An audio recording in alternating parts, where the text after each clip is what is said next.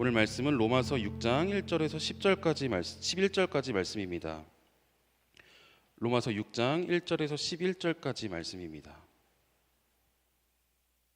저와 여러분들이 한 절씩 번갈아가며 읽도록 하겠습니다. 1절부터 읽겠습니다. 그러면 우리가 무슨 말을 해야 하겠습니까? 은혜를 더하게 하려고 죄 가운데 머물러 있어야 하겠습니까? 결코 그럴 수 없습니다. 죄에 대해 죽은 우리가 어떻게 죄 가운데 그대로 살겠습니까? 그리스도와 연합해 세례를 받은 우리는 모두 그리스도의 죽으심과 연합해 세례를 받은 줄 알지 못합니까? 그러므로 우리는 그리스도의 죽으심과 연합해 세례를 받음으로써 그분과 함께 묻혔습니다. 이는 그리스도께서 아버지의 영광으로 인해 죽은 자들 가운데서 살리심을 받은 것처럼 우리도 또한 새 생명 가운데서 살게 하려는 것입니다. 우리가 그리스도의 죽으심과 같은 죽음으로 그분과 연합한 사람이 됐다면 분명히 우리는 그리스도의 부활하심과 같은 부활로도 그분과 연합한 사람이 될 것입니다. 우리 옛사람이 십자가에 못 박힌 것은 죄의 몸이 멸해져 우리가 더 이상 죄의 종이 되지 않게 하려는 것임을 압니다. 이는 죽은 사람은 이미 죄에서 벗어났기 때문입니다. 우리가 그리스도와 함께 죽었다면 또한 그분과 함께 살 것을 믿습니다. 우리가 알기로 죽은 사람 가운데서 살리심을 받은 그리스도께서는 다시 죽지 않으시고 죽음이 더 이상 그분을 지배하지 못합니다. 그리스도께서 죽으신 것은 죄에 대해 단번에 죽으신 것이요 그분이 사시는 것은 하나님께 대해 사시는 것입니다. 함께 읽겠습니다. 이와 같이 여러분도 자신을 죄에 대해서는 죽은 자요 하나님께 대해서는 그리스도 예수 안에서 산 자로 여기십시오. 청년부에 오니까 청년들이 굉장히 많은 문자 메시지를 저에게 해주시더라고요. 나이대가 비슷하다고 생각해서 친구처럼 여겨주셔서 그런지 재밌는 이야기도 많이 문자로 보내주시고 마음에 있는 이야기도 솔직하게 이야기해 주실 때가 굉장히 많은데 너무나 감사합니다. 네, 저를 편하게 생각해 주셔서 너무나 감사하고요. 저를 아주 편하게 생각하는 한 지체가 저에게 이런 문자 메시지를 보내줬어요. 어느 글을 봤는데 목사님 생각이 너무 나서 약간 글을 개편해서 저한테 보내줬다 하더라고요. 그 글이 이런 글이었어요. 어느 날 아들이 어머니에게 떼를 쓰기 시작했다. 엄마 나 교회 안 갈래요. 가기 싫어요. 대체 이유가 뭐니? 애들이 나랑은 안 놀고 자꾸 따돌린단 말이에요. 그러자 어머니가 한숨을 쉬며 타이르듯 말했다. 그래도 가야지. 네가 목사인데. 네. 원래 있던 이야기를 각색해서 저에게 보내주면서 이 이야기를 보면서 제 생각이 났다라는 거예요. 저를 어떻게 보시는지 정확하게 알 수 있었어요. 네, 뭐 주일학교 학생 때는 교회 가기 싫다고 떼쓸 수 있습니다. 저도 떼썼어요. 근데 그게 정상이죠. 근데 목사가 되고 보니까 학생들이 또는 청년들이 저를 싫어한다고 해서 교회 가기 싫다고 떼를 쓰는 것은 뭐 가능은 하나 매우 비정상적인 일이 되겠죠. 순장도 마찬가지예요. 순원일 때 안 가겠다 떼쓸 수 있지만 순장이 되고 나서부터는 리더십이 되고 나서부터는 그런 것이 이유가 될 수 없습니다. 신분이라는 게 그렇게 중요한 거예요. 신분이 바뀌었다라면 그 신분에 걸맞은 모습으로 살아가고 행동할 수 있어야 하는 것입니다. 오늘 우리가 읽은 말씀이 바로 이 신분과 관점에 대한 이야기입니다. 그리스도 예수의 십자가 사건으로 인하여서 우리는 죄사함을 받았고 죄사함만 받은 것뿐만 아니라 우리의 신분이 완전히 달라졌음을 지난주 말씀 가운데서 우리가 함께 나누었습니다. 예수께서 우리 위하여 십자가에 죽으심으로 우리 신분이 어떻게 바뀌었어요? 이전에는 죄의 노예였지만 이제는 왕 노릇하는 왕의 자녀, 하나님의 자녀로서 이른바 신분 세탁이 십자가 위에서 깨끗하게 일어난 것입니다. 그렇다면 우리는 어떻게 살아가야 되겠어요? 죄의 노예의 모습으로 살아가는 것이 아니라 왕의 자녀답게 말씀이 이야기한 대로 왕 노릇하면서 살아가야 하는 것입니다. 이전에는 죄의 노예로 살았기 때문에 어쩔 수 없이 죄를 지었다라면 이제는 왕의 자녀가 되었기 때문에 그런 과거와는 이별을 선포하고 말씀대로 왕 노릇하며 살아갈 수 있어야 하는 것이죠. 제가 처음에 예를 목사, 순장 이런 약간 순화된 예를 들어서 여러분들이 좀 이해하기 어려울 수 있는데요. 극단적인 예를 들면 이런 거예요. 만약 내가 태어나면서부터 희귀병에 걸려서 죽을 수밖에 없는 인생을 살고 있었는데 어느 날 전 세계에서 단 한 명뿐인 최고의 의사를 만나서 기적적으로 살아남게 되고 그냥 살아남게 아니라 완전히 깨끗하게 병으로부터 나았다라고 생각해 봅시다. 그래서 자유를 누리고 생명을 얻고서 살아가고 있는데, 살다가 보니까 삶이 너무 피곤하고 어려워서 병원에서 삼시세끼 다 주고 누워만 있던 시절이 너무나 행복했던 기억이 나는 거예요. 그래서 병원으로 다시 들어가서 그 바이러스를 내 몸에 다시 주입하는 사람이 있을까요? 없죠. 병원이 아무리 편하다 한다 해도 생명의 자리보다는 소중하지 않기 때문에 모두가 생명을 선택하게 되는 것입니다. 이처럼 예수 그리스도로 인하여서 생명의 자리에 들어섰다라면 이제 우리는 죽음의 자리에 가지 않는 거예요. 그게 정상이다라고 사도 바울이 정상적인 이야기를 하고 있습니다. 죄의 노예로 살던 시절은 끝났고 이제는 생명을 얻어서 은혜 가운데 살아가고 있으니 죄에 대해서 고민하지 말고 주시는 은혜 가운데 하루하루 감사하며 살아가라 라고 사도 바울이 이 시대 많은 영혼들에게, 그리고 오늘을 살아가는 우리에게 권면하고 있는 것이죠. 사랑하는 여러분, 이 권면이 여러분들 마음 가운데 와 닿게 되기를 축복합니다. 우리가 계속해서 나누고 있지만 예수 그리스도로 인하여서 우리의 신분은 완전히 바뀌었어요. 죄로 인하여 죽을 수밖에 없었던 죄의 노예의 신분에서 영원한 생명을 유산으로 받은 하나님의 자녀가 되었다라는 것입니다. 그럼 어떻게 살아가야 하는가? 너무나 당연한 것이죠. 하나님의 자녀답게 살아가야 하는 것이고, 생명가에서 머물러 하나님께서 주신 은혜를 누리며 살아갈 수 있어야 하는 것입니다. 그렇지 않다라면 우리에게 은혜를 허락하신 하나님도 답답할 것이고, 여러분을 위하여 기도하고 있는 한 사람도 답답한 인생, 사도 바울과 같이 답답함을 고백하게 될 겁니다. 제가 강아지를 한 마리 키우는데요, 이 강아지가 가만히 놔두면 자꾸만 화장실에서 고인물을 마시는 거예요. 마시지 말라고 깨끗한 물을 떠다 주는데 여전히 고인물을 계속 마시면 제 마음이 답답하잖아요. 강아지를 보면서도 느끼는 답답함인데, 우리가 자꾸만 생명을 우리에게 허락하신 하나님 앞에서 죽음을 자꾸만 선택한다라면, 죄의 영역에 자꾸만 나아간다라면 하나님께서 얼마나 답답하실까요? 그 하나님의 답답함이 사도 바울의 마음의 답답함이 되어서 오늘 말씀 가운데 나타나고 있는 것입니다. 1절 말씀 함께 읽어볼까요? 시작. 그러면 우리가 무슨 말을 해야 하겠습니까? 은혜를 더하게 하려고 죄 가운데 머물러 있어야 하겠습니까? 아멘. 오늘 말씀해 보니까 그러면 우리가 도대체 무슨 말을 해야 합니까? 라고 시작해요. 그러면 우리가 무슨 말을 해야 합니까? 도대체 이 말이 무슨 말인지 알려면, 무슨 의도로 지금 사도 바울이 이런 이야기를 하고 있는지 알려면 앞에서 사도 바울이 뭐라고 이야기했는지를 알아야겠죠. 지난주에 우리가 나누었던 말씀이지만 기억하지 못하기 때문에 5장 20절과 21절 말씀 같이 읽어보겠습니다. 시작. 율법은 범죄를 더하게 하려고 들어왔습니다. 그러나 죄가 더한 곳에 은혜가 더욱 넘쳤습니다. 이것은 죄가 죽음 안에서 왕 노릇한 것처럼 은혜도 의로 인해 왕 노릇해 예수 그리스도 우리 주로 인해 인생에 이르게 하려는 것입니다. 아멘. 지난주 말씀에 또 오늘도 계속해서 언급하지만 예수 그리스도로 인하여서 우리의 신분이 바뀌었다라는 것입니다. 그래서 사도 바울이 오늘 말씀에 이어서 이야기하는 거예요. 너는 신분이 바뀌었어. 이제 왕 노릇해야 하는데 죄에 대해서 왜 이렇게 말이 많은가? 왜 죄에 대해서 왜 이렇게 이야기들이 많냐라고 이야기하는 것이죠. 왕이 되어서까지 죄에 노예된 자의 삶을, 자기 과거의 삶을 부러워하며 죄 짓는 삶에 대해서 고민한다는 것은 말이 안 된다라고 이야기하는 것입니다. 너무 당연한 이치인데 그럼에도 불구하고 이 당연한 것을 당연하지 않게 생각하는 사람들이 있기 때문에 사도 바울이 이런 이야기를 하는 거예요. 꼭 이 죄에 대해서 너희가 완전히 죄에 해결받았고 더 이상 죄의 노예가 아니라 이제는 왕의 자녀로 살아가게 되었다 이야기하는데, 꼭 그것에 대해서 억지로 꼬투리를 잡는 사람이 있는 것이죠. 20절 말씀에 죄가 더한 곳에 은혜가 넘쳤다라고 기록된 이 말씀을 보면서 엉뚱한 상상을 하는 사람이 있는 거예요. 그리고 딴지를 거는 거죠. 죄가 더한 곳에 은혜가 넘쳤다.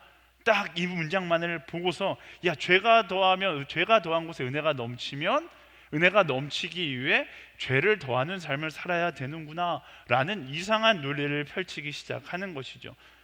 이런 논리를 펼친 사람은 사실 그렇게 많지 않을 겁니다. 오히려 이런 생각을 하는 사람이 많겠죠. 은혜로 말미암아 내가 과거에 지은 죄도 또 미래에 지은 죄도 죄사함 받았다라면, 그러면 이제 어떤 결론에 도달하는 거예요? 그럼 내 마음대로 죄를 짓고 살아도 무관한 인생이 되었구나라고 생각하고 마음대로 사는 인생을 선택하는 사람들이 생겨났다라는 것입니다. 어처구니 없는 주장들을 하는 것이죠. 사랑하는 여러분, 이런 주장을 하는 이유 자체가 뭐예요? 이런 고민을 하는 것 자체가 무엇입니까? 죄짓기를 원하는 사람들이 주장하는 논리, 주장하는 발상이 바로 이런 생각이에요.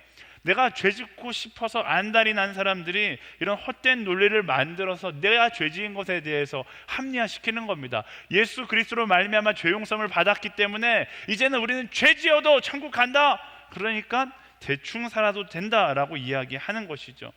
자기중심적으로 말씀을 해석하고 합리화함으로 말씀으로 나의 욕심을 관철시키고 싶은 거예요. 하지만 말씀드렸듯이 그리스도인은 말씀 가운데 나의 삶을 깎아 들어가게 해야지, 말씀을 내 삶 가운데 맞춰서 깎아내는 것은 너무나 어리석은 시도입니다. 이게 바로 이단들이 하는 것이고 구원파가 생각하는 생각이에요. 여러분, 말씀 가운데 거룩한 질문을 갖는 것은 너무나 좋습니다. 많이 질문하시고 많이 물어보십시오. 하지만 더 중요한 건 그 질문이 내 거룩한 마음에서 흘러나오는 것인지 아니면 내 욕심을 관철시키기 위한 것으로부터 흘러나오는 것인지 한번 생각해 볼 수 있어야 하는 것입니다. 말씀이 무엇을 이야기하고 있는지 너무나 명확하게 알고 있음에도 불구하고 나의 욕심을 관철시키기 위해서 아니면 나의 생각을 말씀으로 합리화시키기 위해서 나오는 질문이라면 그 질문은 끊어내는 것이 지혜인 것입니다. 사도 바울은 이런 어리석은 질문을 향해서 뭐라고 답하고 있는가? 2절과 3절 말씀 함께 읽어보겠습니다. 시작. 결코 그럴 수 없습니다. 죄에 대해 죽은 우리가 어떻게 죄 가운데 그대로 살겠습니까? 그리스도와 연합해 세례를 받은 우리는 모두 그리스도의 죽으심과 연합해 세례를 받은 줄을 알지 못합니까? 아멘. 너무나 당연한 질문인데 사도 바울이 너무나 친절해서 이것 또한 친절하게 답해줘요. 사실 로마서가 너무나 당연한 이야기인데 너무나 당연한 이야기를 친절하게 한 번 더 답하다 보니까 좀 어렵게 느껴질 때가 있습니다. 하지만 믿음의 눈으로 바라보면 로마서만큼 명확한 성경이 없어요. 어쨌든 사도 바울이 뭐라고 이야기하는가? 단호하게 결코 그럴 수 없다라는 것입니다. 하나님의 은혜의 스케일을 너무나 작게 생각하지 마라라는 거예요. 하나님의 은혜는 그저 우리의 죄를 용서해주고 끝! 그러니까 네 맘대로 살아, 이런 개념이 아니라는 것이죠. 하나님의 은혜, 그 복음에는 속죄의 의미뿐만 아니라 우리가 로마서에서 계속해서 강조하고 있는 것, 속죄의 의미에 우리의 신분을 완전히 변화시켰다라는 그 변화됨의 의미가 함께 있다라는 것입니다. 많은 사람들이 속죄함의 능력을 믿어요. 예수님께서 나를 위하여 십자가 못 박혀 죽으심으로 내가 변화되었 의인이 되었다라고 믿습니다. 그래서 회개하는 거 참 좋아하죠. 회개하면 하나님께서 나를 용서하신다라고 생각하니까 죄짓고 회개하고 죄짓고 회개하고 그런 거 참 좋아해요. 근데 거기까지만 알면 반쪽짜리 복음을 알고 있는 것입니다. 복음은 이 속죄의 은혜만을 이야기하는 것이 아니에요. 말씀이 복음에 대해서 뭐라고 이야기합니까? 예수님께서 십자가 위에서 우리를 위해 죽으셔서 우리를 의롭게 하신 것과 더 나아가 우리도 예수 그리스도와 함께 십자가에 못 박혀 죽고 그와 함께 부활하여 새 생명이 되었다. 여기까지가 참된 복음의 소식입니다. 갈라디아서 2장 20절 고백, 내가 그리스도와 함께 십자가 못 박혀 죽었나니 그런즉 이제 내가 사는 것이 아니요 내 안에 예수께서 사시는 것이라. 여기까지가 복음을 아는 자의, 복음을 믿는 자의 참된 고백이다라는 것입니다. 그만 예수 그리스도만 죽은 것이 아니라 나도 죽었고 예수 그리스도와 나도 함께 부활하여 새로운 생명으로 살게 하셨다라는 것이 진정한 복음의 의미이다라는 것입니다. 사도 바울이 그러면서 세례를 이야기하고 있어요. 세례가 무엇입니까? 세례가 그냥 단순히 예수님께서 나의 죄를 위하여 십자가에 못 박혀 죽으심을 믿는 자들이 받는 것이 세례가 아닙니다. 우리 장로교회 교리에 따라서 세례할 때 여기 쭉 무릎 꿇고 앉아서 물을 뿌리며 성부 성자 성령의 이름으로 세례를 주노라 라고 약식으로 세례를 하지만 예수님 시대의 세례는 어떤 세례였어요? 물가에서 주는 세례였어요. 제가 예전에 그 아마존에 있을 때 선교사 자녀 학교에서 세례식이 있다고 해서 구경을 갔던 적이 있습니다. 축하해 주기 위해서 그 자리에 갔는데 거기야 뭐 이렇게 약식으로 할 필요가 있겠어요? 고개만 돌리면 다 물이니까 물가에 모두가 다 물에 들어가서 이제 세례 받을 사람과 세례 줄 사람 이렇게 둘이서 딱 서 있는 거예요. 근데 세례 주는 목사님이 그날따라 굉장히 덩치가 큰 목사님이신 거죠. 굉장히 행복한, 굉장히 아름다운 미소를 지으면서 세례식을 진행하기 시작합니다. 세례를 받겠다고 서 있던 그 한 형제가 이렇게 있는데 딱 이제 여러분 보셔서 알 거예요. 코와 눈을 가리고서 뒤통수를 잡고 내가 성부와 성자와 성령의 이름으로 세례를 주노라 하고 물에 탁 담갔다가 탁 꺼내면 멋지게, 비둘기는 날아다니지 않지만 멋지게 막 나오면서 할렐루야 이렇게 해서 나오는 게 보통 세례식의 진행 방법이거든요. 근데 그날따라 세례식을 어떻게 진행하냐면 뒤통수를 잡고 물에 넣는 거예요. 저는 꺼내줄 줄 알았어요. 꺼내지 않는 거예요. 계속 누르고 계시는 거예요. 한 30초쯤 지나니까 이 친구가 손을 막 휘저으면서 거의 살려달라고 몸부림을 치는데 거의 죽길 일보 직전에 아이를 들어 올려줍니다. 한국에서 이랬으면 살인미수로 잡혀가는 거예요.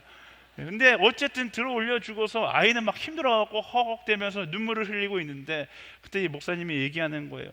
야, 너는 지금 물 안에서 죽음을 경험했다. 아니, 그곳에서 죽었다. 그리고 새로운 자아로 예수님께서 새롭게 하신 그 생명으로 새롭게 태어났다라고 이야기를 하는 거예요. 죽음의 문턱을 경험하게 하고 세례의 의미를 새겨주는 아주 과격한 세례 방법이었어요.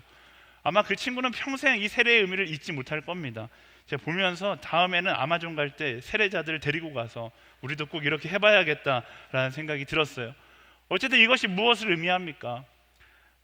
죄의 노예로 끌려다녔던 그 과거의 나의 자아는 완전히 죽고 예수 그리스도의 십자가를 믿는 믿음을 고백할 때 그리스도와 연합하여 부활한 새로운 삶이 시작되었다라는 것입니다. 그가 나를 위해 죽으신 것을 넘어서 나도 그와 함께 죽고 그와 함께 부활하게 되었음을 의미하는 것이죠. 그러면 이제는 완전히 달라지는 거예요. 죄 때문에 쩔쩔매던 그런 인생이 아니라 이제는 그리스도와 함께 소망의 내일을 바라보며 살아가게 되는 것이죠. 생각해 보세요. 죄는 누가 짓는 것일까? 죄는요, 이 세상을 살아가며 소망을 잃어버린 사람들에게 나타나는 증상입니다. 죄는 소망이 없어서 두려움에 떠는 사람들이 선택하는 선택지가 바로 죄예요. 내일에 대한 두려움 때문에 소망이 없는 나의 미래로 인하여서 뭐 하는 것입니까? 그 소망의 빈자리에 세상의 것을 채워 넣으려고 돈을 채우기 위해, 성공을 채우기 위해, 세상의 헛된 가치를 채우기 위해 눈이 멀어서 벌이는 행각이 바로 죄인 것이죠. 그게 죄의 노예가 된 사람의 모습인 것입니다. 근데 말씀은 무엇을 이야기합니까? 우리는 왕의 자녀가 되었다니까요. 영원한 소망을 소유한 사람이 된 거예요. 이 세상의 소망을 얻기 위해서 죄 짓는 인생으로 살아갈 필요가 없는 것입니다. 그랬던 나의 자아는 완전히 죽고 새롭게 태어나며 우리는 하나님 나라의 영원한 소망을 소유한 사람이 되었기 때문에 더 이상 죄 짓기 위하여서 쩔쩔매는 인생이 될 필요가 없다라는 것입니다. 그래서 예수님께서 내 과거와 미래를 죄를 사하셨으니까 이제 마음껏 죄를 지어도 천국에 갈 수 있게 됐어, 이런 편협한 생각 자체가 복음에 대해서 오해하고 있는 것이고 잘못 생각하고 있는 거예요. 진정한 복음은 더 이상 죄 짓는 죄의 노예가 아니라 그 죄로 완전히 해방되었기 때문에 죄와는 상관없이 나는 오늘부터 왕의 자녀가 되어 살아가겠다, 그 소망을 소유한 사람이 되어 살아가겠다, 그게 참된 복음을 이해한 사람의 모습인 것이죠. 사랑하는 여러분, 죄의 노예로 살아가는 인생을 그리워하면서 자꾸만 죄의 흔적을 만지작 거리면서 살지 않게 되기를 축복합니다.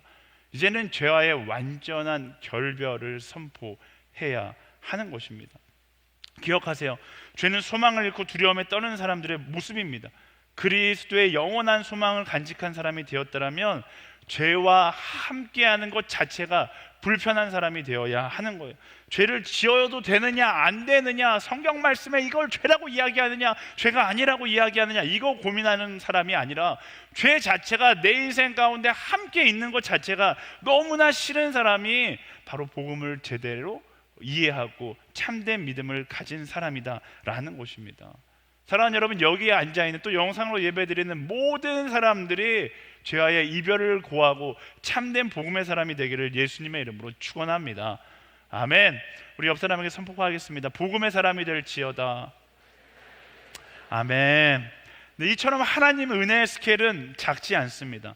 죄사함을 넘어서 우리 안에 새로운 생명 안에 살게 하는 것, 죄를 미워하고 죄와의 결별을 선포하고 오직 하나님 나라의 소망을 바라보면서 살아가게 하는 것, 그게 바로 하나님 은혜의 스케일이에요. 그렇다면 생명 안에서 사는 모습은 어떤 모습인가? 4절과 5절 말씀 함께 읽어보겠습니다. 시작. 그러므로 우리는 그리스도의 죽으심과 연합해 세례를 받음으로써 그분과 함께 묻혔습니다. 이는 그리스도께서 아버지의 영광으로 인해 죽은 자들 가운데서 살리심을 받은 것처럼 우리도 또한 새 생명 가운데서 살게 하려는 것입니다. 우리가 그리스도의 죽으심과 같은 죽음으로 그분과 연합한 사람이 됐다면 분명히 우리는 그리스도의 부활하심과 같은 부활로도 그분과 연합한 사람이 될 것입니다. 아멘. 사도 바울이 계속 같은 이야기를 이야기하고 있어요. 죽은 자들 가운데서 다시 사신 것처럼 우리 역시 다시 살게 할 것이다. 우리 역시 부활한 사람들이 될 것이다 라는 그 믿음 안에서 살 것을 이야기합니다. 매주 반복해서 이야기하지만, 지금 방금도 이야기했지만, 죽음을 기다리는 소망 없는 인생이 아니라 부활하여 영원히 살리실 소망을 가진 믿음의 사람으로 살아가야 한다라고 이야기하는 것이죠. 부활이 없다고 이야기하면서 세상의 소망을 콜렉션하면서 세상 가운데 무언가 얻으려는 그런 인생이 되는 것이 아니라 죽음의 권세를 이기시고 부활하신 예수 그리스도와 함께 영원한 생명을 소유한 사람으로 살아가야 한다라는 것이죠. 여러분, 영원한 생명을 소유하셨다는 것을 믿는다라면 어떻게 살아가시겠습니까? 여러분에게 주어진 인생이라는 시간을 무엇을 위해 투자하시겠어요? 이 땅의 영광을 위해서? 이 땅의 화려한 내일을 위해서 투자하시겠습니까? 그렇지 않아요. 이 땅의 것으로 이 땅의 것을 산다는 것은 일종의 돌려막기 같은 거예요. 영원의 돌려막기예요. 막다 마지막 날 되면 파산하고 끝나는 것이 이 땅의 것을 위하여 살아가는 사람들의 모습입니다. 돌려막기의 마지막은 언제나 망하게 되어 있어요. 이 땅에 매이지 않고 영원한 소망을 바라보며 영원한 소망을 위하여 살아가는 사람이 될 수 있어야 한다라는 것입니다. 제가 말라이에서 돌아오는데 마지막 날이 됐어요. 말라이 팀 회계가 저를 찾아와서 이야기했는데, 말라이는 돈 단위가 너무 작은 거예요. 그래서 돈을 계산하기가 어려워서 이렇게 계산하고 썼는데 돈 뭉치가 한 이만큼 남은 거예요. 이만큼 돼봤자 얼마 되지는 않지만 엄청 많이 남은 것처럼 보이는 거예요. 근데 이제 고민하기 시작했죠. 이거를 달러로 바꾸자니 너무 손해를 보는 것 같고, 한국에 가져가느니 말라의 돈을 한국에서 바꿀 수 있는 곳이 없어요. 말라의 돈 한국에 가져오는 그 순간부터 이건 부루마블 돈이나 말라의 돈이랑 같아지는 거예요. 그러니까 어떻게 해야 돼요? 써야죠. 다 쓰는 거예요. 그때부터 모든 아우리치 팀원들에게 그 돈을 나눠주면서 슈퍼마켓에 가서 살 것 사자 이야기했어요. 그러니까 얼마나 열심히 슈퍼마켓에서 사든지 정말로 마지막 1원까지 다 쓰려고 싹싹 계산기 두드려가면서 막 쓰는 거예요. 그리고 버스에 딱 타니까 동전 몇 개 남고 다 썼어요. 그리고 공항 와서 비행기를 타고 한국에 돌아왔죠. 근데 그 모습을 보면서 그런 생각이 드는 거예요. 그 모습이 바로 이 땅에 살지 않고 돌아갈 날을 알고 있는 사람의 모습인 거예요. 이 땅 가운데서 아껴 쓰려고, 이 땅을 위해서 쓰려고 몸부림치며 살아가는 것이 아니라, 우리는 소망의 내일 하나님 나라에 갈 것을 알기 때문에 이 땅에 투자하는 것이 아니라 그날 돌아갈 그날을 기대하며 그날을 위하여서 살아가는 그런 삶이 바로 말씀이 이야기하는 소망을 품은 사람의 삶인 것입니다. 결국 이곳을 떠나게 될 때 다 백지수표가 되어 사라질 수밖에 없는 것, 그 가치 없는 것에 내 인생을 맡기는 것이 아니라 영원한 가치가 있는 그 하나님 나라를 위하여 오늘을 드리고 살아갈 수 있어야 하는 것이죠. 그 소망의 내일을 믿음으로 살았던 분, 그것을 모범으로 샘플로 보여주셨던 분이 바로 예수님입니다. 예수님께서 이 땅에 매여 계시지 않았어요. 그분은 죄에 매여 있지 않고 영원한 생명을 소유하셨던 분이기 때문에 영원한 소망을 소유한 채 이 땅을 살아가셨습니다. 그리고 그 모습을 말씀은 뭐라고 이야기하는 거예요? 그걸 바로 왕 노릇하는 삶이다 라고 이야기하는 것입니다. 지난주에 우리 나눴잖아요. 종은 더 많이 갖기 위해서 몸부림치며 죄와 타협하지만 왕은 그렇지 않아요. 이미 모든 것을 소유한 인생이기 때문에 더 갖기 위하여 몸부림치지 않습니다. 진정한 왕은요, 자신을 높이기보다 낮은 곳으로 내려가 베풀며 사랑하며 함께 울고 함께 우는 것을 선택한다라고 우리가 함께 나누었습니다. 모두가 더 가질 것을 고민할 때 어떻게 하면 더 사랑하고 어떻게 하면 더 나눠줄 수 있을까를 고민하는 삶이 바로 왕 노릇하는 삶이고, 그게 바로 말씀이 이야기하는 왕의 여정인 것이죠. 예수님께서 이 땅 가운데 왕으로 오셔서 참된 왕의 삶을 보여주셨던 것처럼, 그리고 우리에게 말씀하시죠. 내가 왕의 삶을 살았던 것처럼 너희도 사랑하며 왕의 삶을 살고, 내가 왕의 삶을 살았던 것처럼 너희도 살아가면서 복음을 통하여 죽어가는 내 백성을 살리라고 말씀하시는 거예요. 그게 바로 왕의 여정, 참된 복음의 의미를 아는 사람이 선택하는 삶의 모습이다라는 것입니다. 이 땅에 얽매여서 이 땅의 것을 누리기 위해서, 이 땅의 것을 채우기 위하여 몸부림치는 인생은 결국 죄의 노예의 흔적을 잊지 못하는 인생이 되는 것이고, 말씀이 이야기하는 왕노릇하는 인생은 하나님 나라의 영원한 소망이 이미 내 것이 되었음을 기억하고 이 땅을 위해 투자하는 것이 아니라 그 영원한 소망의 그날을 위하여 오늘 예수님께서 걸어가셨던 그 왕의 여정을 선택하며 걸어가는 사람이다라는 것입니다. 그 예수 그리스도의 왕의 여정, 그 은혜의 여정이 우리의 여정이 되기를 예수님의 이름으로 축원합니다. 사랑하는 인생, 땅끝까지 복음을 전하며 죽어가는 이들을 살리는 인생, 그것이 바로 이 땅 가운데 소망을 품은 왕 노릇하는 인생이다라는 것이죠. 물론 왕으로 살아가는 여정이 쉽지 않습니다. 오늘 가장 나누고 싶은 포인트가 여기에 있어요. 죄의 노예로 태어났던 사람이 왕이 된다는 것, 그건 너무나 어색한 일입니다. 한 번에 그것이 우리의 것으로 당연하게 여겨지지 않을 겁니다. 어제까지 죄의 노예로 살았는데 오늘부터 십자가 구원을 통하여 내가 왕이 되었다, 그리고 왕처럼 살아가겠다, 그건 너무나 어색할 거예요. 평생 걸려도 그 어색함은 사라지지 않을 정도로 죄의 흔적은 강력합니다. 우리 육신에 남아있는 죄의 흔적은 그것을 기억하지 못하게 할 만큼 강력한 능력이 있어요. 하지만 변함없습니다. 우리의 신분은 더 이상 죄의 노예가 아닙니다. 어색하다고 해서, 사랑하는 게 어색하다고 해서, 왕노릇하는 것이 어색하다고 해서 다시 죄의 노예 시절로 돌아간다고요? 그건 너무나 어리석은 선택인 것입니다. 왜요? 우리는 소망의 그날을 향해 전진해야 되는 사람이기 때문에 그래요. 이 결혼과 마치 흡사합니다. 결혼하면 좋을 것 같아요.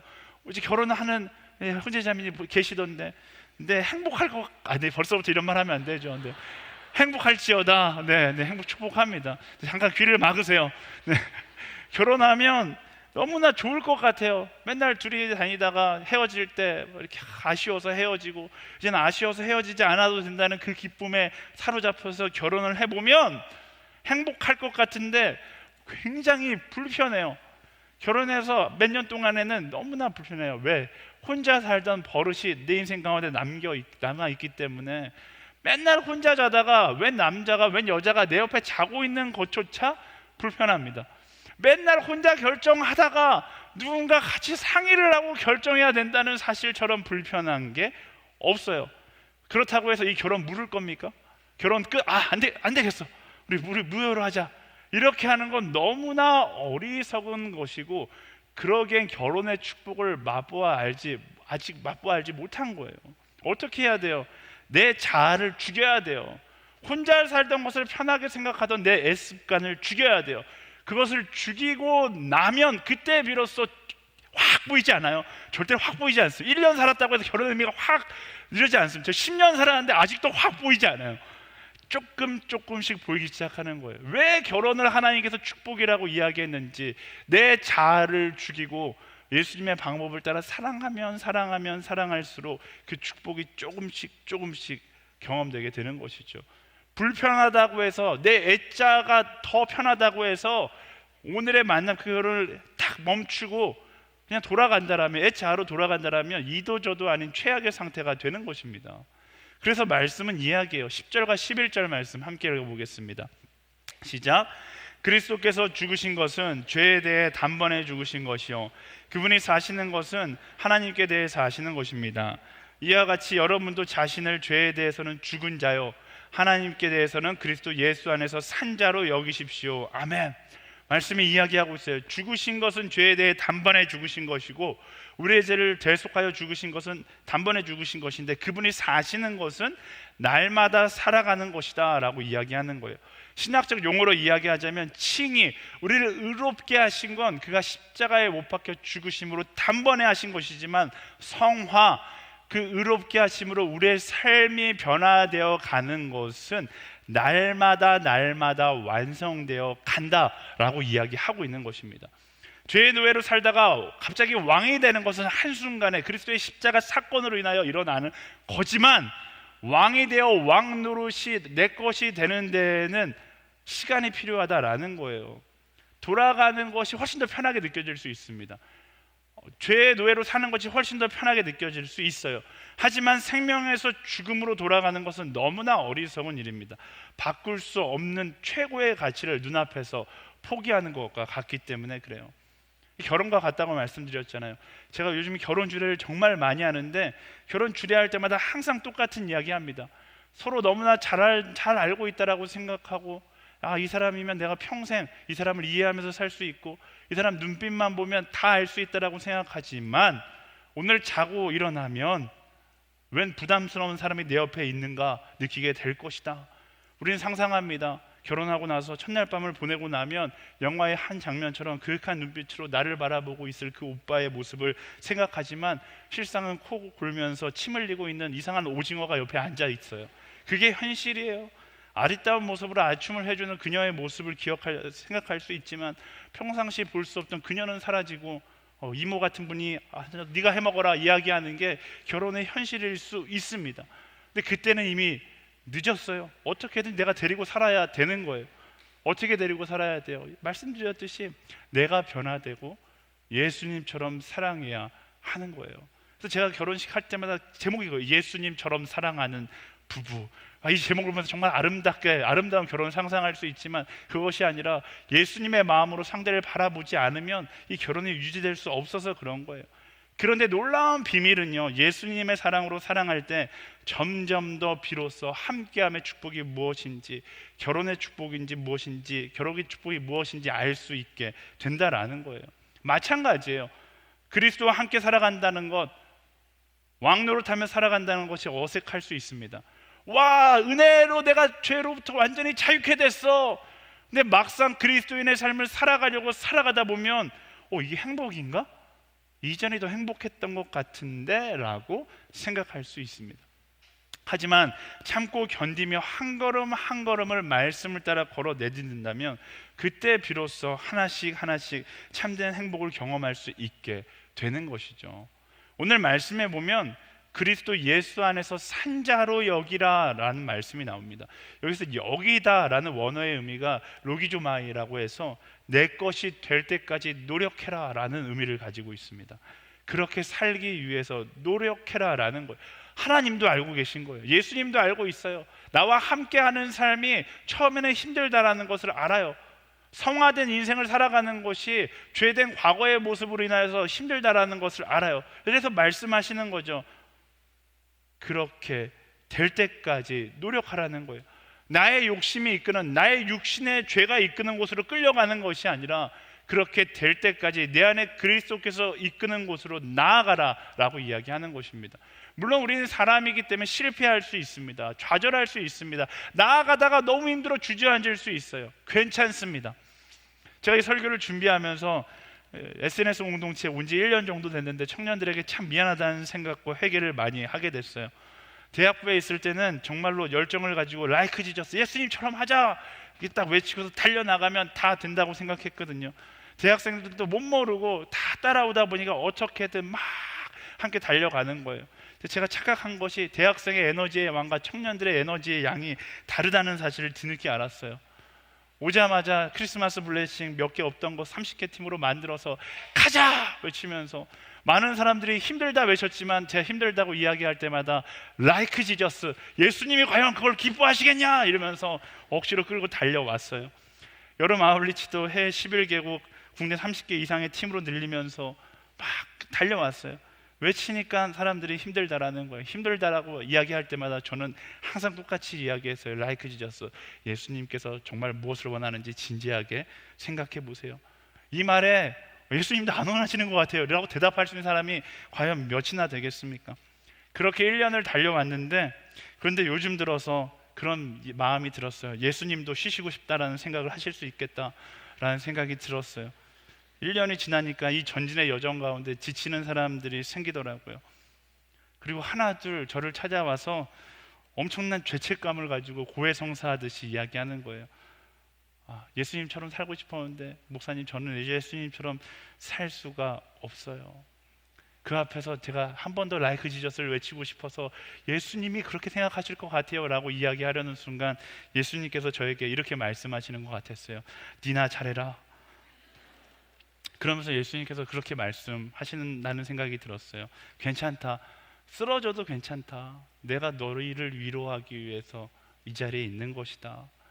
그 여정을 가다가 쓰러지는 것이 당연하지. 쓰러지면 내가 일으켜 줄게. 내가 위로해 줄게. 내가 함께 해 줄게. 하나님도 우리의 약함을 아십니다. 하나님은 우리의 완전함을 기대하는 것이 아니에요. 하나님도 우리가 실패하고 넘어질 것을 알고 계시고 그것이 당연하다고 말씀하세요. 하나님은 우리가 실패하고 넘어졌을 때 우리를 책망하고 원망하는 것이 아니라 위로와 사랑하는 메시지를 주시는 분이 바로 하나님이십니다. 순장들 지난 1년 동안 진짜 고생 많이 했어요. 힘들게 하는 순원들을 품고 달려오느라 고생 많이 했을 겁니다. 순원들 회개하십시오. 입장을 바꿔서 생각해 보세요. 예수님이라도 힘들어할 나를 내 순장이 여기까지 데려오다니 엄청 대단한 것이죠. 우리 고생한 순장들에게 박수 한번 쳐줄까요? 네. 이렇게 박수만 치지 마시고 순모임 가서 솔직하게 고해성사하세요. 야, 나 같은 문제아를, 나 같은 엑스맨을 지난 1년 동안 푸느라 너무 고생했다. 인사하고 감사하세요. 순장들 힘들다면 멈춰도 돼요. 순원들한테 너 때문에 힘들어 못하겠다 말해도 괜찮아요. 눈물 흘리고 잠시 잠수 타도 괜찮아요. 이렇게 설교하면 너무 고지고대로 들어서 잠수 타는 순장들이 생길 수 있는데 어쨌든 괜찮아요. 저는 이해 못해도 예수님은 이해하세요. 하나님은 이해하십니다. 네.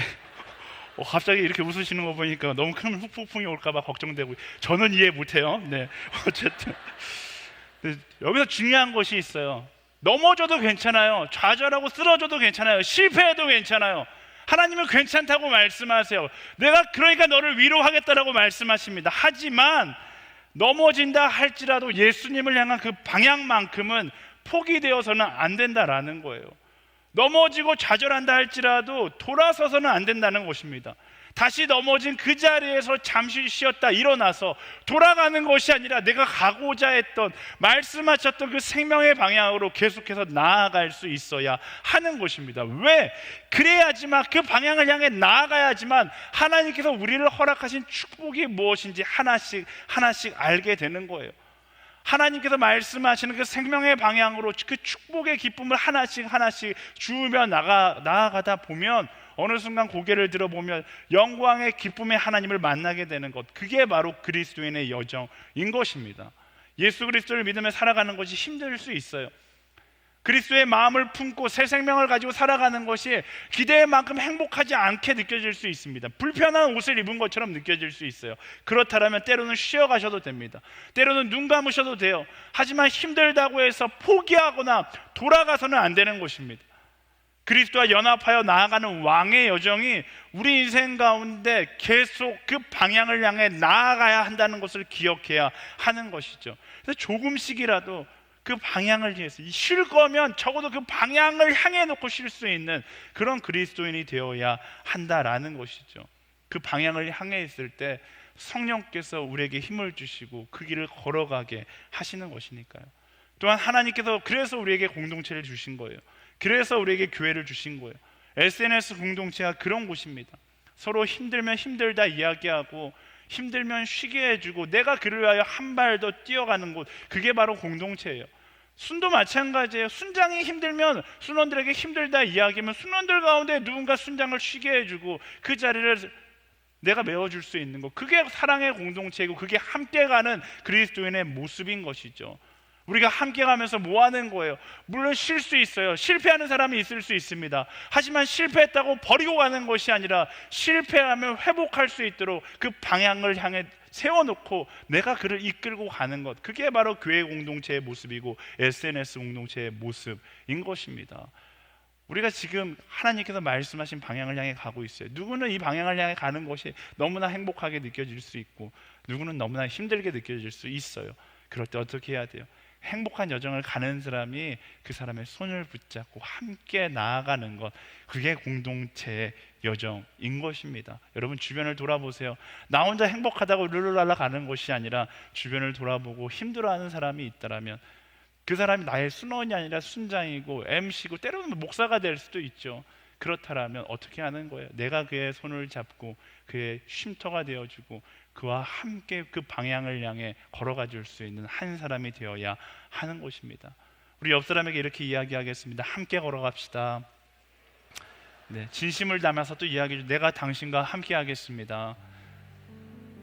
근데 이런 날에는 꼭 뭔가 한 가지를 해야 될 것 같아요. 다 핸드폰을 꺼내서 여러분의 순장들에게 격려의 문자 메시지를 좀 보내줬으면 좋겠어요. 순장님, 내가 당신과 함께 걸어가고 있습니다. 이렇게 격려해 주는 거예요. 지금 격려해 주세요. 이따 하겠습니다 하면 늦어요. 지금 격려해 줘야지 오늘의 순모임의 간식이 달라질 수 있어요. 네, 격려해 주는 거예요. 순장님, 내가 당신과, 영상으로 보시는 분들도 순장한테 아니면 작년에 순장한테 보내주는 거예요. 내가 당신과 함께 걸어가고 있습니다. 당신과 함께 하나님께서 기뻐하는 방향을 향해 가고 있습니다. 그 위로의 문자 메시지 하나가, 위로의 격려 한마디가 SNS 공동체를 올바른 방향으로 인도해 나아가는 것입니다. 주저하지 마세요. 이런 격려의 메시지는 자주 해줘야죠. 너무 자주 하면 식상하다, 그렇지 않아요. 이미 자주 안 해서 식상함을 넘어서 워낙 새롭게 느껴질 겁니다. 격려해 주시고요, 사랑해 주시기 바랍니다. 또 이러고 내려가면 막 저한테 엄청 문자 메시지 와 있는데 저 말고요, 순장한테 보내주시고 다락광장 그룹장한테 보내주시고 아니면 가족에게도 보내주세요. 내가 당신과 함께 걸어가고 있습니다.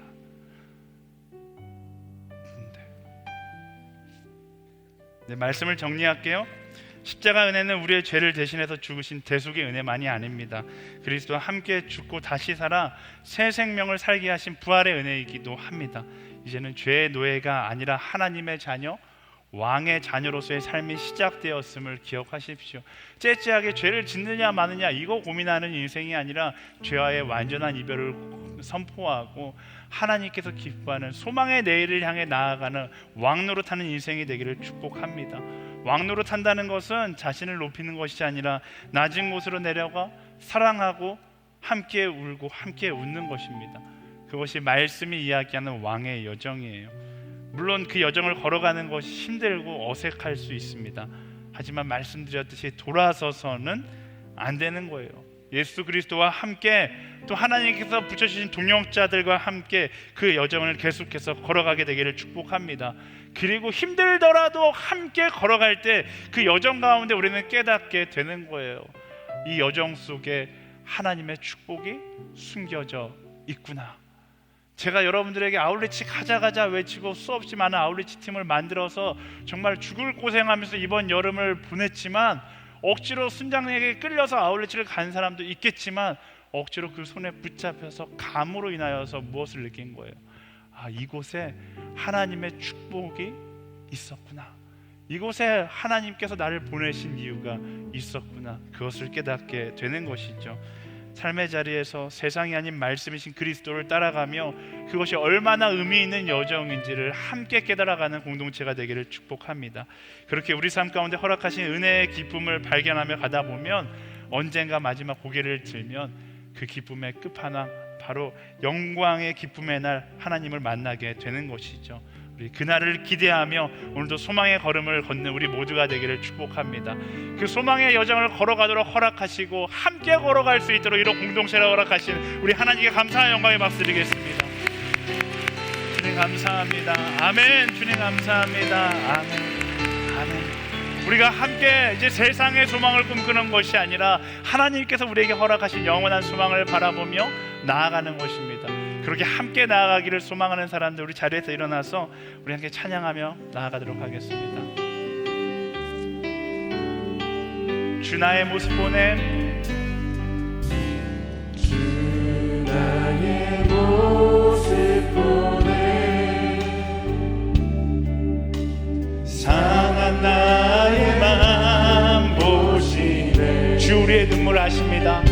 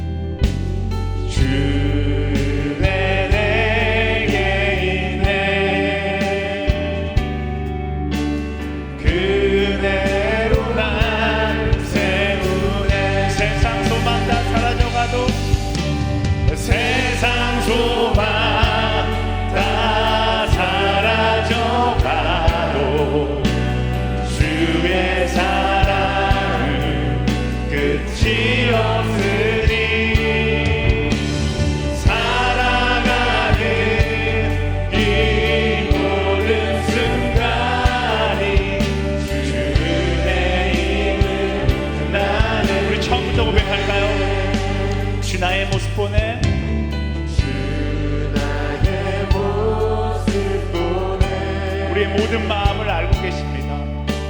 상한 나의 맘 보시네 주 나의 눈물 안에 홀로 울던 맘 아시네 주 사랑 내게 있네. 주 사랑 내게 있네 그 사랑이 날 채우네 주 내게 있네 그대로 날 세우네 세상 소망 세상 소망 다 사라져가도 주의 사랑은 끝이 없으니 살아가는 이 모든 순간이 주의 힘을 나는 믿네 세상 소망 다 사라져가도 세상 소망 다 이것이 우리의 고백입니다. 주의 사랑은 끝이 없으니 살아가는 이 모든 순간이 주의 힘을 나는 믿네 세상 소망 다 사라져가도 세상 소망 다 사라져가도 주의 사랑은 끝이 없으니 살아가는 이 모든 순간이 주의 힘을 나는 우리 목소리로 고백해볼까요? 세상 소망 세상 소망 다 사라져가도 주의 사랑은 끝이 없으니 살아가는 이 모든 순간이 주의 힘을 나는 믿네 우리 함께 기도하며 나아갑시다. 하나님, 세상 소망 다 사라져가도 우린 두려워하지 않습니다. 세상의 소망을 바라보며 나아가는 것이 아니라 영원한 소망 대신 하나님을 바라보며 나아가기 때문입니다. 하나님, 예수 그리스도의 십자가 사랑을 기억하며 하나님, 나 역시 십자가에 못 박히고 부활한 새로운 인생이 되었음을 기억하며 이전과 같은 모습이 아니라 소망을 품은 새 생명으로 살아가게 하여 주시옵소서. 헛된 소망을 추구하며 살아가는 나의 이전의 죄된 모습들은 예수 그리스도의 명함을 떠나갈 지어다. 하나님, 영원한 소망을 품어 하나님의 사람으로 살아가게 하여 주시옵소서. 우리 주여 한 번에 제가 간절히 기도하며 나아가겠습니다. 주여,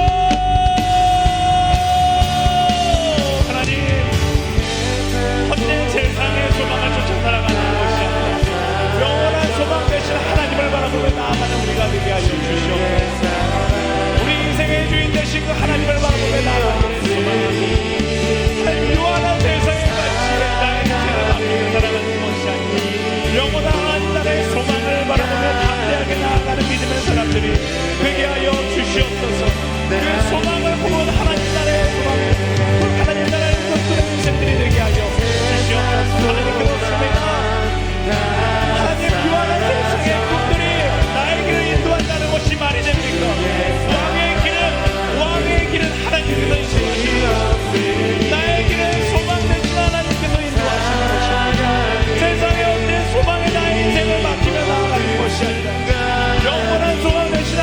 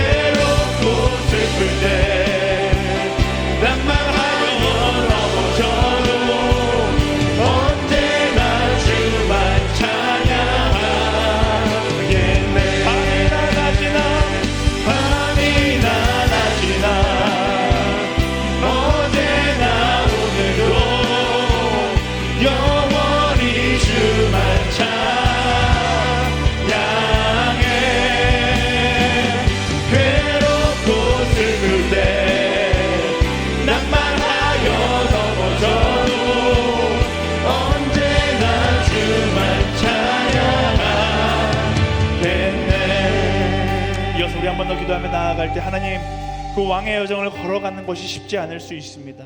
하지만 그 여정을 걸어가서 실패한다 할지라도, 좌절한다 할지라도, 낭망한다 할지라도 예수께서 걸어가셨던, 말씀하셨던 그 방향만큼을 잃지 않는 자가 되게 하여 주시옵소서.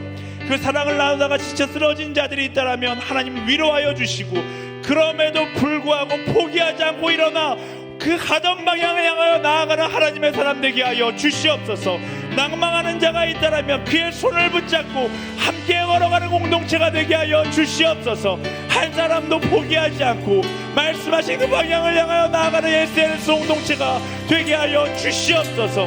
말씀하시는 그 사랑의 방향성을 나아가는 한 사람이 되기를 소망하며, 말씀하셨던, 또 걸어가셨던 그 십자가를 향한 방향을 잃지 않는 공동체가 되기를 소망하며, 우리 주여 세 번 부르짖고 함께 간절히 기도하며 나아가겠습니다. 주여, 주여, 주여. 살다가 보면 낙담할 때 있죠. 힘든 순간이 있죠. 넘어질 수 있죠. 좌절하고 실패할 때 있죠. 하지만 거기서 멈추지 않겠습니다. 거기서 돌아서지 않기를 원합니다. 우리는 말씀하시는 그 길을 향하여 나아갈 것입니다. 생명의 여정을 계속해서 나아갈 것입니다. 주님, 낭망하는 자들을 위로하여 주시고, 실패해서 슬피 오는 자들의 참된 위로에 대하여 주시옵소서. 그리고 우리가 함께 일어나 주가 말씀하시는 그 길을 향하여 걸어가게 하여 주시옵소서. 우리 공동체가 말씀하신 그 길 때로는 지친다 할지라도 함께 손을 붙잡고 격려하며 이끌어주며 나아가는 공동체가 될 수 있도록 인도하여 주시옵소서. 그렇게 사랑하는 공동체가 되기를 원합니다.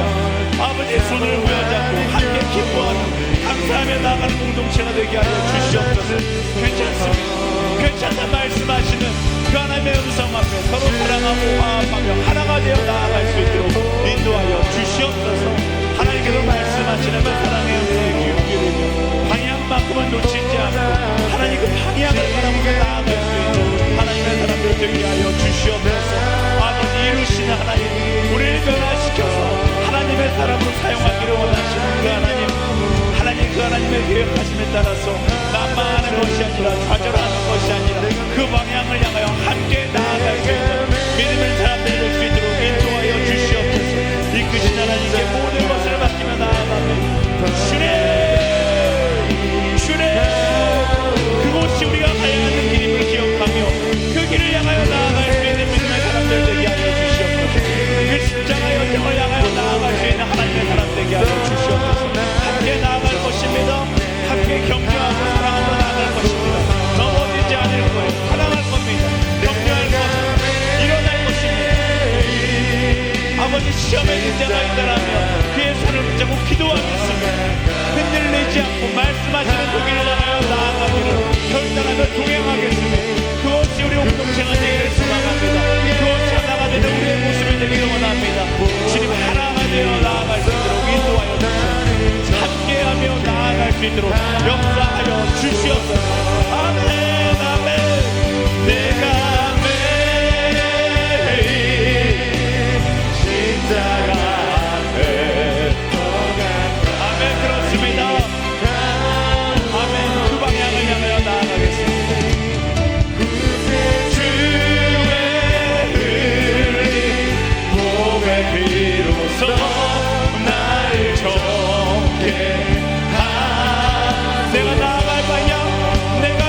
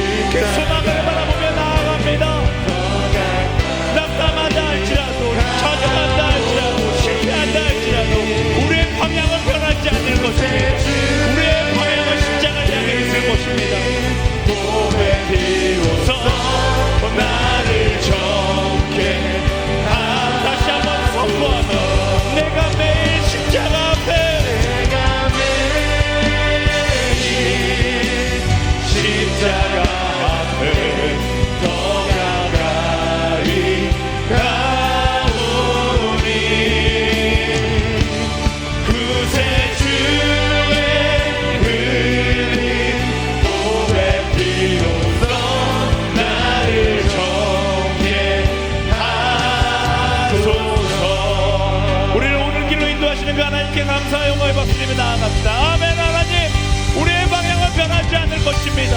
우리의 방향은 언제나 예수 그리스도의 십자가 방향을 향하여 주님과 동행하며 나아갈 것입니다. 아멘. 아멘. 사랑하는 주님, 우리를 위해 죽으신 예수님의 그 사랑 앞에 감사를 드립니다. 하지만 거기서 멈추지 않고 나도 함께 그리스도와 함께 죽고 함께 살아 이 땅 가운데 죄의 노예가 아닌 새 생명을 살아가는 믿음의 삶을 살아가게 하여 주시옵소서. 예수님께서 걸어가셨던 왕의 여정이 우리의 여정이 되기를 소망합니다. 세상의 흐름을 따라 높아지기를 소망하기보다 예수님을 따라 낮아지게 하여 주시고, 자랑하기보다 사랑하게 하여 주시며, 섬김받기보다 섬김의 자리를 기뻐하고 행복해야 하는 왕의 자녀로 살아가게 하여 주시옵소서. 하나님, 우리 너무나 연약하여서 오늘도 예수 그리스도의 여정을 따라가다 정말로 많이 넘어집니다. 하지만 괜찮다 말씀하시는 하나님의 위로를 경험하게 하여 주시옵소서. 모든 넘어져서 슬피 우는 자들의 마음을 만져주시고 힘주시며 괜찮다 위로해 주시고, 그로 인하여서 돌아서지 않고 다시금 새 힘으로 일어나 예수님의 여정을 따라가는 하나님의 사람들로 서게 하여 주시옵소서. 하나님, 우리에게 SNS 공동체를 허락해 주셔서 감사합니다. 이 공동체가 함께 예수님의 여정을 따라가는 공동체가 되게 하여 주시옵소서.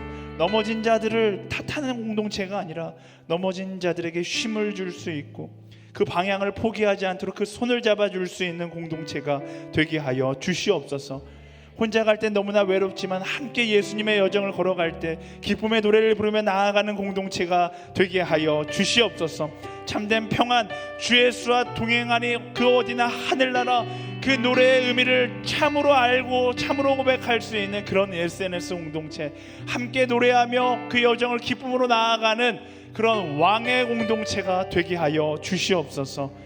그렇게 함께 하신 하나님께 모든 것을 맡겨드리며 이 모든 것 우리의 길잡이 되시는 예수 그리스도의 이름으로 간절히 기도드립니다. 아멘. 기도 가운데 함께 하신 하나님께 우리 감사와 영광의 박수.